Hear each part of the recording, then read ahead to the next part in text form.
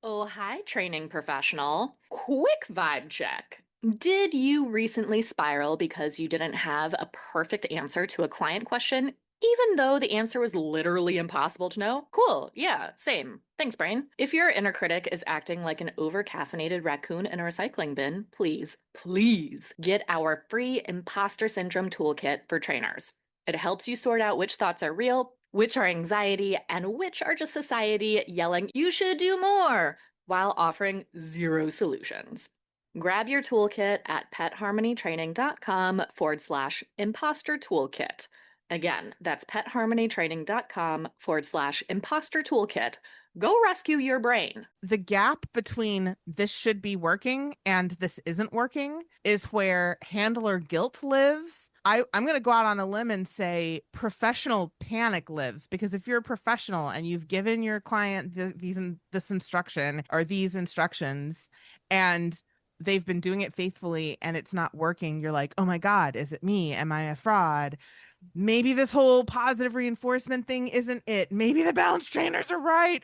What if this dog does need punishment? I don't want to punish a dog. I can't do this. What if I'm wrong? I don't like this at all. Definitely not speaking from personal experience. Past me has never had that particular meltdown.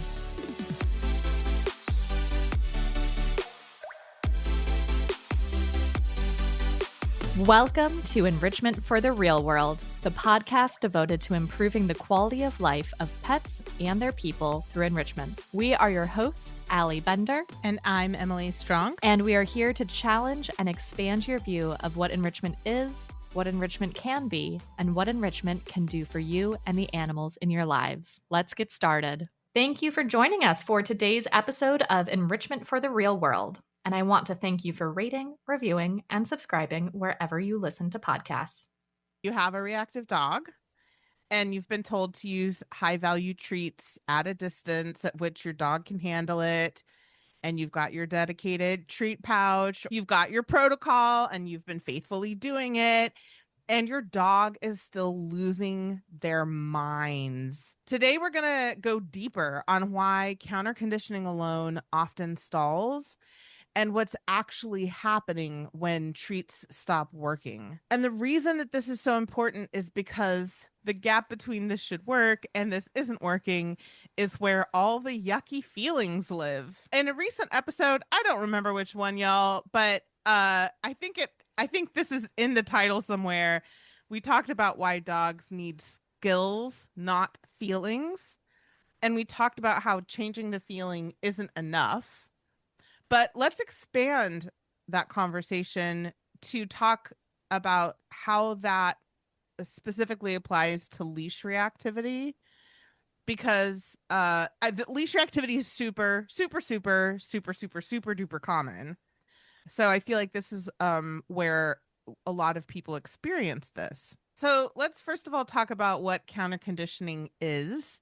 It is a type of classical conditioning, which is just a stimulus pairing, just two things connected to each other. One predicts the other. And in this case, the type of counter conditioning that we're doing with leash reactivity, we are pairing the stressor, the trigger, whatever you want to call it, the thing that gives the dog big feelings, with something that the dog thinks is awesome. And ideally, we're doing this when the dog is just a little bit stressed, not all the way in survival mode, fight, flight, or freeze stressed. So our goal is to practice this when they're a little bit stressed. And if we do this consistently and we just sort of stay on the border of stressed, change how they feel there, we can push a little deeper, still on the border though, because the border has changed now. Fix the emotions there, change the emotions there, keep going. Eventually we will be able to, or the theory is that eventually we'll be able to shift the emotional response. Counter conditioning describes the outcomes of when we have paired the stressful thing with something awesome so that the stressful thing predicts awesomeness and by association becomes awesome itself. Everything predicts awesome thing until it becomes awesome. Thanks for summarizing that succinctly. Here's what counter conditioning is not. It is not a training program for reactivity and isolation. It is not a substitute for stress management, or what we call in our industry threshold management, where we're making sure that the animal doesn't get stressed enough to make poor life choices. And it is not as effective if the dog is already in that survival mode, or what we call over threshold, when you start to use it. Allie and I met working at a sanctuary with over 400 dogs, many of whom had extremely complex behavior issues, most of whom were pretty chronically extremely stressed.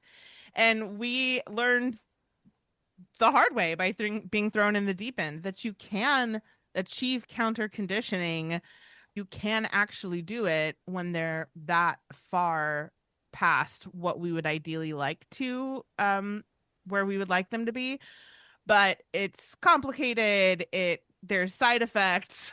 It's not ideal. It's not something that we would do in private client world almost ever, because there are better ways to do it most of the time. So yeah, our goal is that we just don't do that to dogs. For those of you who haven't heard the term counter conditioning, or the phrase stimulus stimulus pairing makes you squeamy because you're like, that's a lot of words, even though that was 3 words, but also I understand because jargon is just inherently a lot of words. Some of the protocols that we typically see that people are recommending as counter conditioning protocols are like open bar, closed bar. I've seen some people use like a find it as a form of counter conditioning. I've used find it as a form of counter conditioning. So like things like that are what we're talking about when we're getting down to like the practical, what does this look like? Yeah, I mean, basically any protocol that's like, when you see the stressful thing, throw food at your dog, that's probably going to be a counter conditioning protocol. So the reason that these protocols stall is there are many reasons, actually. You could be at the wrong distance. You could be using the wrong treat. It's not high enough value at that particular moment in time. Even if your dog normally loves it, your dog could be having a day where they're just not feeling it. The sessions could be too long.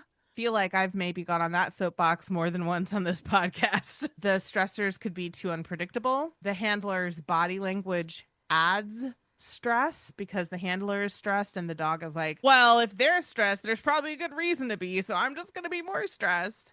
And a big one that I feel like is getting talked about more now, but we've still got a long ways to go, is we're not assessing the dog's emotional state or physiological state when we're starting off. And we're not interviewing the dog to ask them what makes them feel more relief. So those are some pretty common reasons that these counter conditioning protocols stall. And there's probably others, but those are the big ones.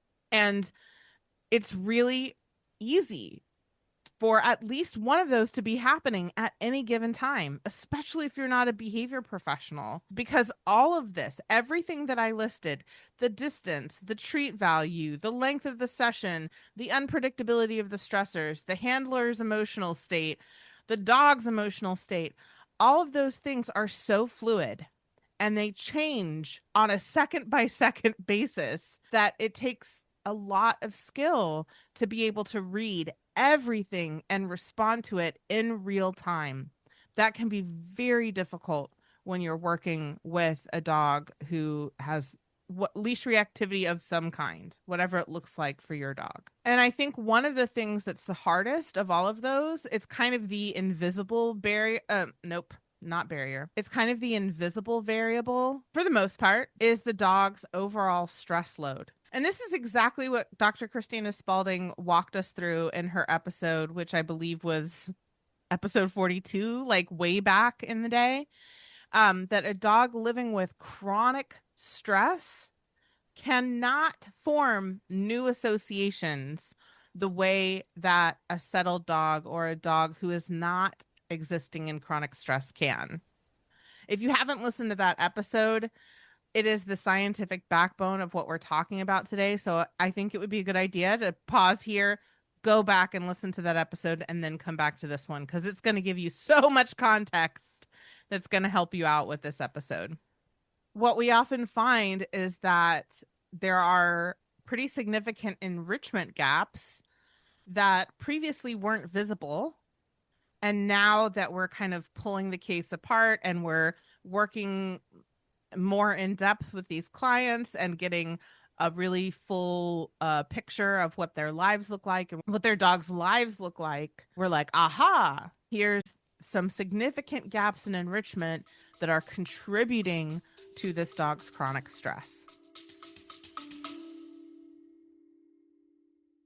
If you've listened to this show pretty much at all, you've heard me talk about Oso, the four-legged love of my life. And you know that keeping him active and comfortable as he ages is basically all I talk about on this show at this point. So I am embarrassingly excited to tell you about our affiliate partner, Paw Prosper, because they carry brands I genuinely use every single day. We're talking the Help 'em Up harness, Fit Paws, and Blue Nine. The Help 'em Up harness is not optional in our house. Multiple times a day, Oso gets suited up so we can help him safely navigate the back stairs to go outside. Honestly, at this point, he just like shows up at the door and waits because he knows the drill. He just stands there and lets me don his outfit. It's part of how we move through the day together, and I cannot imagine life without it. We've also built out his enrichment plan with the Blue Nine Propel Air platform and the Fit Paws Cavaletti set. Yes, my dog has a physical therapy routine to rival my own, and I have zero regrets about that. If fitness and mobility matter for your dog, and it matters for all of them really, go check out petharmonytraining.com/fitness. That's petharmonytraining.com/fitness to see all that Paw Prosper has to offer. Your future self is going to thank you. Oso would thank you too, but he's busy waiting by the back door to go outside. Those are some of the reasons why these types of protocols stall, the invisible variables, the gaps that we usually see when we're like diving into the nitty-gritty with people. So for y'all listening, let's go into a bit of like a diagnosis tree, a treats didn't work diagnosis tree. So the first question is, was the dog below threshold? Because if your dog is currently yelling their fool head off, no, treats are not going to work. There's like asterisk caveat. If you're in sheltering, talk to us because like there are options, and also like sheltering is really the only situation in which I would give you those options. Otherwise, like, nah, let's just say that treats are not going to work. Was the treat high enough value? I have to say that we talk about this all the time, and this is true especially for this particular part of the diagnostic tree. Only the learner decides what's reinforcing. You might have the most amazing ingredient, all natural, organic treats, and your dog's like, but hot dogs are the best thing ever. And you know what? In that case, you use hot dogs, or I hate using hot dogs because they're slimy and nasty. And then if I'm walking outside, they get hot, and that's even nastier. So I find a hot dog equivalent, which is usually like string cheese or something for whoever I'm working with, or weirdly, pepperoni. Y'all don't at me that they're kind of nutritionally trash. Like, if I want a dog to eat something, pepperoni's where it's at, in my opinion, and the opinion of thousands of dogs that I've worked with. So I have some backup there. So was the treat high enough value? And again, based on what your dog likes, not what you think they should like. Was the timing correct? Y'all, I'm gonna get on a timing soapbox for a second. Timing is really, really important when we're trying to change feelings. It is really important when we're trying to change behaviors. And a lot of times, we talk in this podcast, we don't do what we call capital T training, where we're not teaching like the quote unquote obedience skills. We're not teaching a heel. We're not teaching, rallyo, anything like that. That's not what our focus is. And that's usually where timing comes into play when we're talking about those capital T training skills. However, reactivity is another place where timing is super, super important, and where I see people get it wrong. And so, one of the things to keep in mind is because we're not saying don't change feelings at all, we're not saying don't counter condition at all, we're saying don't do it in isolation, have other things attached to your plan in addition to that.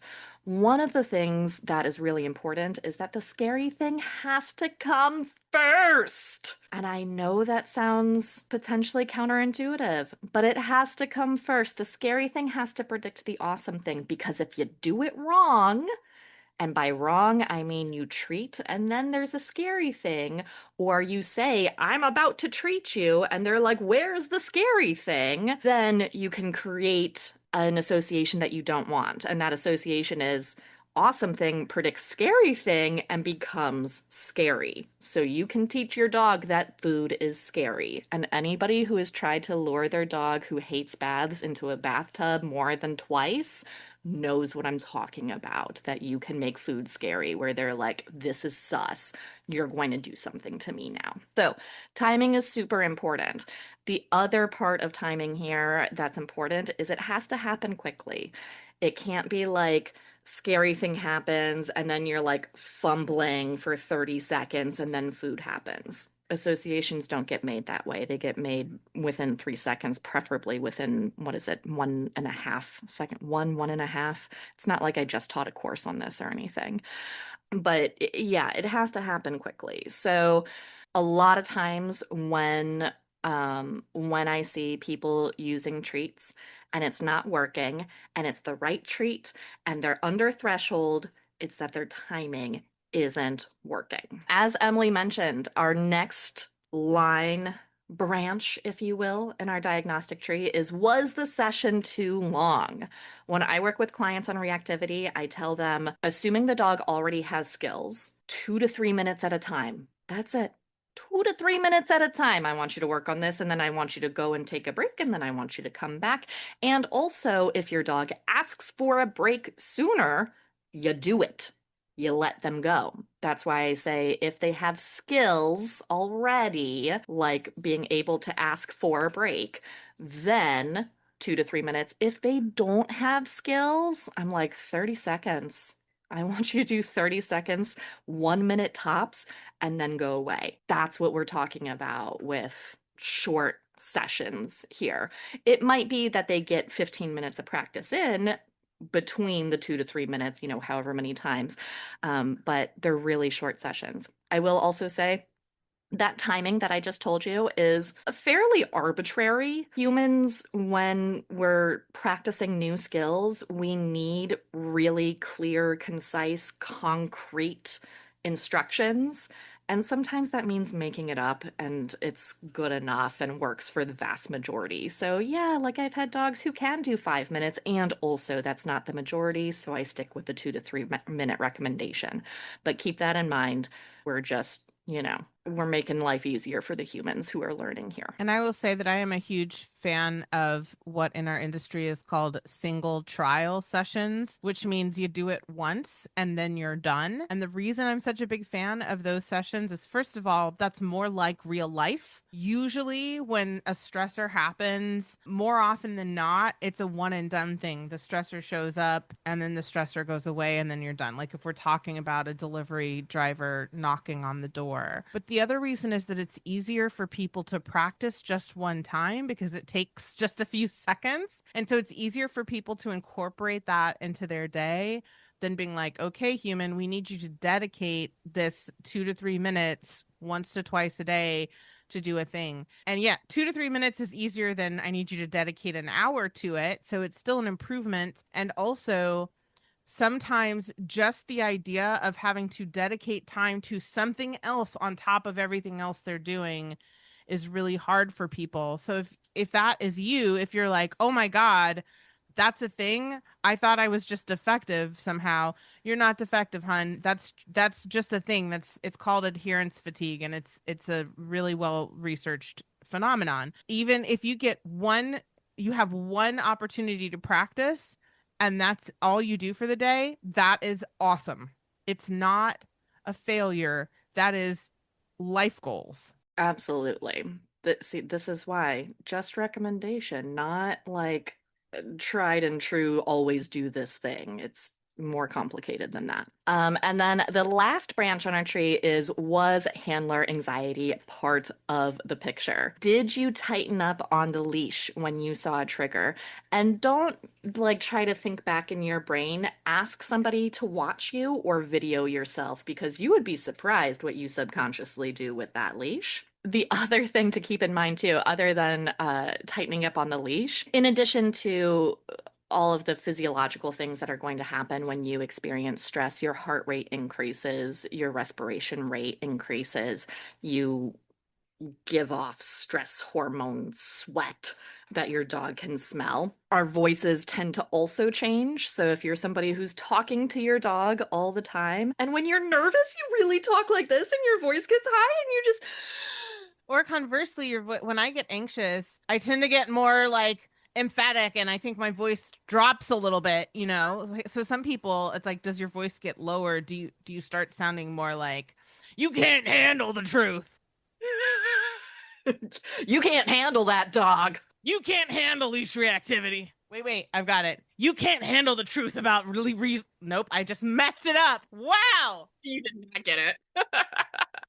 I like that you just full gave up. Like, try it. It was like the moment has passed. The joke is dead. I'm not going to try to revive it. So to recap that diagnostic tree, if treats are not working, first ask yourself, was the dog below threshold? Then was the treat high enough value? Was your timing correct? Was the session too long? And was handler anxiety part of the picture? And that's a big reason that my preferred approach, it's not my only approach. If a client needs something different, I will adjust to my client's needs. But my preferred approach is to teach the flight cue first so that both the human and the dog know that escape is an option and they know how to escape to get relief before I ask them to stay in proximity to the stressor. And then I get to tell the client, when in doubt, get them out. In other words, if you don't feel good about a situation, even if your dog looks like they can handle it, your stress level matters too. So you can give your dog the flight cue and get them out of the situation, even if they seem fine, but you don't feel fine. And when you do that, everybody is more successful because your anxiety isn't traveling down the leash to your dog. Yeah, and I think that really gets to the crux of what we're talking about today, is that the missing pieces in these protocols don't address things like handler comfort, handler skill, environmental design, overall arousal budget, predictability and routine, physical health. There's so much that goes into reactivity that, something like an open bar, closed bar protocol is just not going to cover. And I think I mentioned, I think in a fairly recent episode, I don't know, who knows? Somebody knows. Ellen knows. In a fairly recent episode, I was talking about a dog that I was working with several years ago who had reactivity, and as we were talking in this initial session, I was like, I don't think this dog is getting enough sleep. And so instead, we focused on making sure this dog was sleeping throughout the day. And that fixed like 80% of the reactivity. Like, we had such little work to do to like polish that behavior after the sleep. And yeah, that like an open bar, closed bar protocol isn't looking at this dog isn't sleeping enough and is grumpy. For those of you who have been following along with Miley's story since I adopted her last March, I cannot believe it's been over a year since I brought that little baby girl home. Copper had some resource guarding issues, and then Miley had some resource guarding issues, and they've been getting so much better.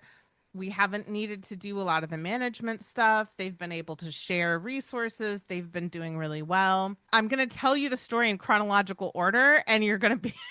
You're going to be like, Emily, it's obvious. But it wasn't obvious to me, okay? Within the span of about a week and a half, when Miley and Copper were playing, Copper was getting tangled in Miley's tether.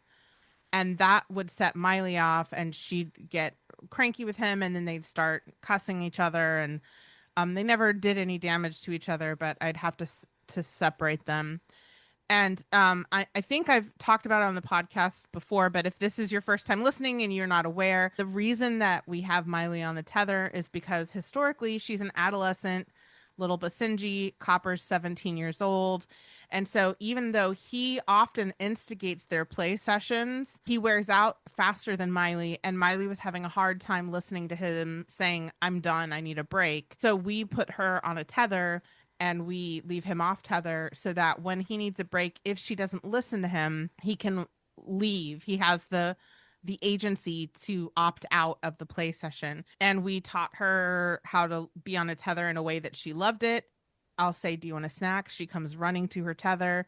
It's not an aversive restraint for her at all. But for about a week and a half, like 3 times within a week and a half, Copper would get tangled in her tether and start going after him. That was really distressing to me. And we realized that Copper's just losing his agility. Like he's not agile enough now to hop out of the tether the way he has been historically. And so he's just getting to a point where he physically can't play with Miley on a tether anymore. So we rearranged the environment. We were like, no more tethered play. We taught Copper to go to the baby gate that goes to Chuck's office. So when he wants to opt out now, he just goes to that gate and we'll let him into Chuck's office. We came up with another strategy so that the tether wasn't part of the picture. Recently, I can't remember which evening it was, but an evening in the not too distant past, I put Miley on tether for dinner because the dogs eat dinner tethered. We're going to keep them separated for dinner time so we don't have to worry about any guarding. So that is the one context in which we still do tether both dogs is during dinner. And then when they're done with dinner, the tethers come off. I tethered Miley first, and Copper happened to just be standing by her area where she gets tethered. And as soon as I put that tether on, she went after him. I was shocked because there was nothing for her to guard. She had never gone after him outside of a guarding context before. It was real. She still didn't hurt him, but she was really persistent. So even after we moved him away, she was still like yelling at him and cussing him out. And I was like, oh my God, I'm going to have to talk to Allie and Ellen. I'm going to need a gut check. I need to figure out my plan. What is going on? How am I failing this dog? My dog's going to become aggressive and it's my fault. And I don't know what I did wrong. I'm like spiraling about this.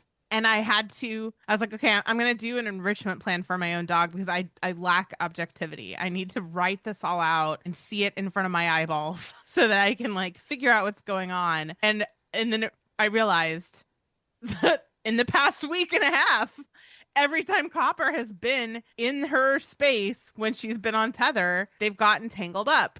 And I was like, oh, of course, this isn't resource guarding now. This is reactivity because she's had bad experiences with Copper being in this place while she's on tether. So obviously now I know we've got a plan. So first of all, we're tethering Copper first for dinner, and then we tether Miley second so that we don't put her or him in the position for him to be in her space when she gets tethered. Secondly, I just did a ton of a game called Look at That. So basically, she just gets paid for looking at Copper. She looks at Copper, I click, she checks in, and I get a treat. We did that for a few minutes, but we've been doing that for a few minutes before dinner just to make her realize that Copper being around in her vicinity during dinner time while she's on tether is a good thing. It's not a bad thing. And I'm reviving the flight queue because I had been working with her on the flight queue and then I stopped because she just didn't need it anymore. Her behavior had improved so much that I was like, oh, we don't need to finish this. And it's like, okay, well, we didn't need to finish it. And now we do. Now it's going to be helpful again. So I'm bringing the flight queue back. So it's not just counter conditioning. It's working on a couple of skills. She needs a couple of skills so she can better handle the situation. And it's better environmental design. So I don't put her in a position that in the past has been incredibly distressing for her. And I could not see that, y'all. I couldn't see it. I do this for a living and I couldn't see it with my own dog. And I hardcore spiraled and it took me just actually physically writing out the plan for me to be able to see it, even though in telling you the story, I'm like, wow, it was so obvious. But like, that's the thing, is when you are in the thick of it, it helps to write out your diagnostic tree. And if you know how to use an enrichment framework, and you want to use that to help you see the things that are contributing, like environmental design, that you might have missed, because when you're in the thick of it, you can't be your own behavior consultant. This is where another episode that we did back in the day, I think it was episode 43, called Why Your Dog Training Isn't Working, becomes directly relevant, because when a training plan fails, the kind of knee-jerk reaction that most people do is either blame the dog, blame the handler, or blame the methodology. But usually the problem isn't with the dog, the handler, or the methodology. The problem is with the structure, how the plan is structured. Reactivity protocols are not just a perfect case study, but I feel like probably the number one most common case study. It's not that the protocol is wrong, it's just incomplete. We're not taking all of the important relevant factors into consideration. We're ignoring some big pieces of the puzzle and hyper focusing on the counter conditioning part, which is just one piece of a pretty large puzzle. Absolutely. I mean, I can't tell you how many clients I worked with who their dog had leash reactivity. They had made progress, whether it was with another professional or they DIY'd it, they had been making progress and then just hit this plateau and couldn't get further from the plateau. And it's like, yeah, because an incomplete plan can only get you so far. You have to round out the rest of the plan in order to make that progress that you're looking for. The other part of this is sometimes we're solving, not sometimes, I think a lot of the time, most of the time, we are solving the wrong problem. Reactivity is a symptom of a problem. It is not in and of itself a problem. And one of the ways to think about that is, let's say a serial killer comes into your home and your dog is yelling at them. That's a good, I like that. That's a behavior that I would very much prefer my dog to do. But if somebody I know and my dog doesn't know comes in and my dog is yelling at them, why are they supposed to know that this person is different than a serial killer? Like, the problem is human comes in and that's scary, not I yell at humans that come in, because sometimes I want you to yell at humans that come in. If somebody breaks into my house, please yell at that human. I don't want them there. So often I see people trying to solve the symptom as if it is the problem itself. And we see this when people say, I want you to stop the barking. I want my dog to stop lunging. Things like that, where it's like, barking and lunging isn't the problem. There's a deeper problem that is causing those symptoms. And again, going back to Dr. Spalding's episode, what did we say? Episode 42, I think is what we said that was. She made the point that stress load, sleep, social pressure, physical health, all of that feeds into the picture before the dog ever sees a trigger. And so when we're talking about solving the bigger picture, when we're talking about a well-rounded plan, we have to look at everything that is going into this behavior.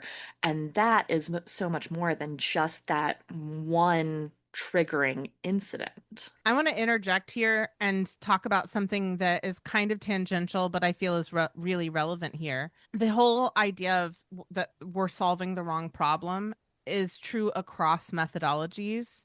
And there is something that one of the many things that Dr. Friedman has said to me that I've been like, I want to tattoo this one-liner on my body, is she one time in conversation, she said, there's that adage, you have to see it to believe it. But in reality, the way human brains work is you have to believe it to see it.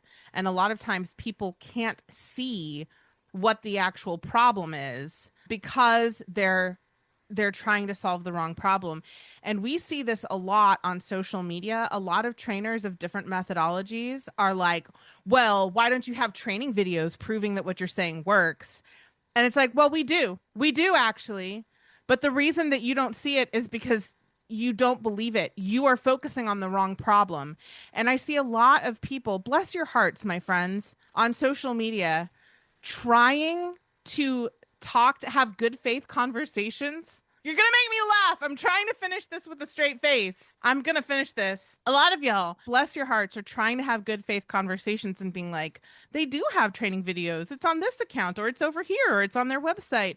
Friends, don't waste your time and energy. That is not a good use of your emotional budget or your cognitive labor, because the thing is, even if you show them those videos, they can't see it because they don't believe it. You have to know what you're looking for in order to find it. And this is not just true with training methodologies. When I was first learning how to be a vet tech, when I was a wee bab, and I first looked at a slide that had, an ear cytology slide, urine cytology slide, fecal flow, any of the lab work, when I first looked at those slides, it just looked like meaningless garbage to me. The first time when I first started sitting in on ultrasounds, it just looked like static to me. I had to learn how to see the things to be able to recognize them and identify them. And so I just see this so much on social media where people from other methodologies are like, prove it. And people who are trying to have good faith conversations, and they're like, I would like to give you evidence. I'm showing you. And that conversation is never going to work because they're trying to solve the wrong problem. And until they learn to see what the actual problem is and how to solve the right problem, no amount of video evidence is going to actually convince them. So I just want to say that because it's just a very common thing I see. And so I do think that it is really important that all of us in this field learn how to recognize what the actual problem is so that we can see it. Because if you can't see it, you are going to just be trying to treat symptoms left and right, no matter how much you conceptually agree with the idea of the big picture of treating things holistically. If you don't know what the holistic picture looks like, you're not actually going to be successful at that. So that was my little sidebar, friends, but I do think it's really relevant to what we're talking about here. So I just had to throw that out there. Food for thought, my darlings. Consider that next time you're on the internet. Sorry for making your life hard as I'm dying. I don't think you need to apologize because you know me. You saw me. You saw me. You died for a good reason, because it is funny. This is me. You know how I enjoy a clapback. You know how I enjoy a clapback. Had to do it. I couldn't not. The first part of me dying was because, y'all, I know Tim Allen is now a controversial figure, but I love me the Santa Claus. I love that movie. And there's a line in that movie that I think about not infrequently because of this. And now I'm going to butcher the line. Seeing isn't believing, believing is seeing. Oh, Dr. Friedman got that from the Santa Claus. From the Santa Claus. That's hilarious. But I mean, it is true. Like, you have to know what you're looking for in order to see it. Otherwise, what you look at is just meaningless noise, right? I mean, and that is, if I may go on another teeny tiny little tangent, that is a very predictable part of the learning process. The first stage of learning is unconscious incompetence. In other words, we don't know what we don't know, and we don't know how to assess it, and we don't actually even know how to value it. So we are overly confident. We're like, I got this. I know all the things. It's simple. It's not that hard, friends. And so that's just like, I'm not talking trash about anybody who does that, because that's just a normal stage of human learning. And when I see people who are in a stage of unconscious incompetence, I'm like, yeah, babe, we've all been there at some point. I hope you keep going on your learning journey, but also, like, I'm not responsible for your learning journey, so good luck with that. Yeah, we are not responsible for the learning journeys of people on the internet. We are responsible for the learning journeys of our clients, though. So So let's talk about that because that's a really big responsibility to be leading somebody on a learning journey. And I don't think we give enough gravitas to that part of our jobs as trainers and consultants. So, a big part of that is we need to have empathy for the handler. Remember that for the vast majority of clients, especially our clients, they did not come to us because they wanted to learn how to be a dog trainer. They did not want to learn how to become a behavior consultant. They just want to go on a walk with their dog and have a good time. That's all they want. And that means that I can't overload them with skills. I can't expect them to have the same level of skills that I have that's taken me 20 years to develop and ask them to do it in 2 weeks. That's just not going to happen. And also, my job is to relieve them of that cognitive and emotional load because reactivity protocols put a really heavy cognitive and emotional load on humans who are often already stressed, embarrassed. They think they need to go on a walk to do what's right for their dog, and also they dread going on walks. Like, it's a really hard place to be in emotionally for these pet parents, and we need to have way more empathy for them than that I am often seeing people have. I would like to say we need to have applied empathy, because what I see in our field, at least in our methodology, is people do have conceptual empathy. Like, I know it's hard. I know it's hard, friends. Here's the thing we got to do.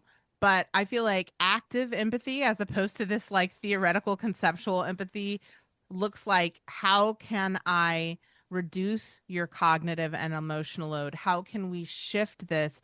How can we set this up to reduce your embarrassment? How can I give you resources that can help you set boundaries with the people who are embarrassing you? So I think that is a place where we need to dive deeper. Like, our industry is becoming better at talking about empathy for clients, certainly better than it was 10 years ago, but we're still at the stage of like conceptual empathy, and we've got a long way to go in terms of applied empathy. That's a really, really good point of we can understand that somebody's having a hard time, but truly collaborating with that person to reduce that cognitive and emotional load is a completely different skill set. And I'll say, I mentioned earlier that I do the case support sessions for our Pet Pro mentees, and almost always, I can't remember a time when this hasn't been true. Everything that the professional is already doing in the case is awesome. They're not doing anything wrong. There's nothing wrong with their protocols. They're just missing some of the puzzle pieces. It's like there are other factors that need to be included and incorporated into the plan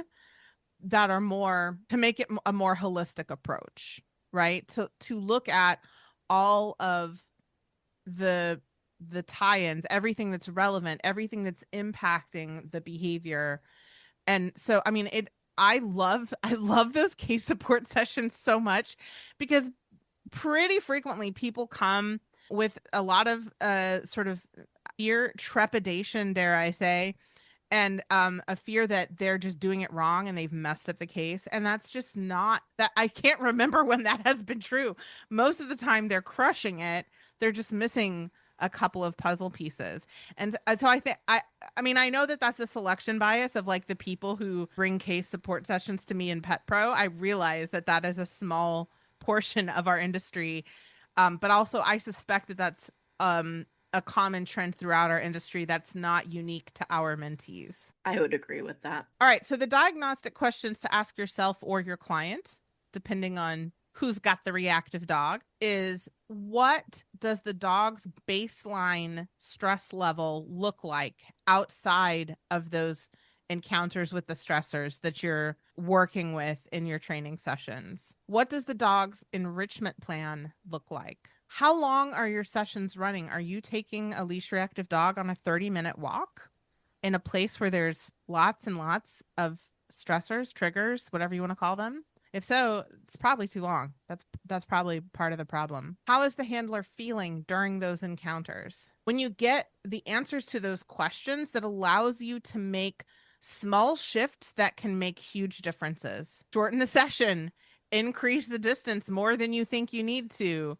Audit the rest of the dog's enrichment before the next session. We need to maybe look at why the dog is experiencing chronic stress in the home and address that. What are some stressors in their environment that we can remove or reduce? Oh, yeah. So, and I think, we have talked about this so many times on this podcast, but there are so many times when we're working with a case, either with a client who worked with a previous trainer or with somebody in Pet Pro, where a dog who had quote unquote failed multiple counter conditioning protocols, when we looked at what they were actually doing and what was happening, it turned out that the sessions were running 20 plus minutes. They're taking their dog on a 30-minute walk throughout the neighborhood with lots of dogs and people and cars and whatever, right? And the dog was just flooded the entire time. They were trying to do a counter conditioning protocol, but the outcome wasn't actually counter conditioning. The outcome was actually flooding. When we shorten those sessions to just 3 minutes or less, like I said, I'm a big fan of whenever it's possible, just having people do single trial sessions in a moment where it, like, real life is happening.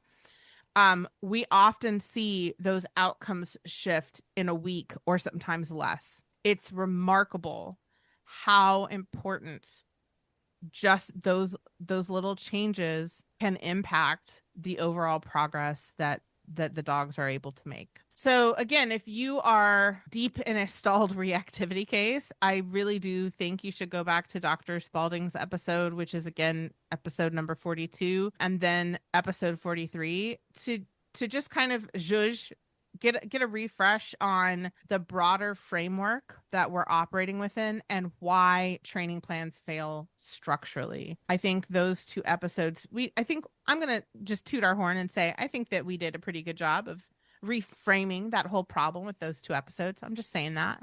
I don't mind tooting my horn sometimes. There, my Texan came out. Tooting my horn sometimes. If treats aren't working, you haven't run out of options. You've just been operating within an incomplete option. And there's more to the story that maybe you're missing, you haven't addressed yet. So to recap, treats are necessary. They're just not sufficient on their own. When they stall, it's a sign to look at the bigger picture, not to give up. And if you're stuck on reactivity, answer this one question first. Is your dog ever meaningfully below threshold? If the answer is no, that's your first problem to solve, not the treats. I'll let you do the next week because I won't be there probably. Next week, we get even more specific. 5 actual ways people accidentally sabotage their leash reactivity plans. It's going to sting a little, friends, but in the best way possible. I hope the episode hurts so good. That's the goal anyway. So we've got that to look forward to. I hope you enjoyed today's episode, and if there's someone in your life who also needs to hear this, be sure to text it to them right now. If you're a pet parent looking for more tips on enrichment, behavior modification, and finding harmony with your pet, you can find us on Facebook and Instagram at Pet Harmony Training. If you're a behavior training professional dedicated to enrichment for yourself, your clients, and their pets, check us out on TikTok and Instagram at Pet Harmony Pro. As always, links to everything we discussed in this episode are in the show notes. Thank you to Ellen Yoakum for editing this episode and making us sound good. Our intro music is from Penguin Music on Pixabay. Please rate, review, and subscribe wherever you listen to podcasts. That helps more pet lovers and professionals find us so they can bring enrichment into their world too. Thank you for listening, and here's to Harmony. And now that we're kind of pulling the case apart and we're working more in depth with these clients and getting a really full picture of what their lives look like and what their dogs look like. Nope, not what their dogs look like. We don't care what their dogs look like. What their dogs' lives look like.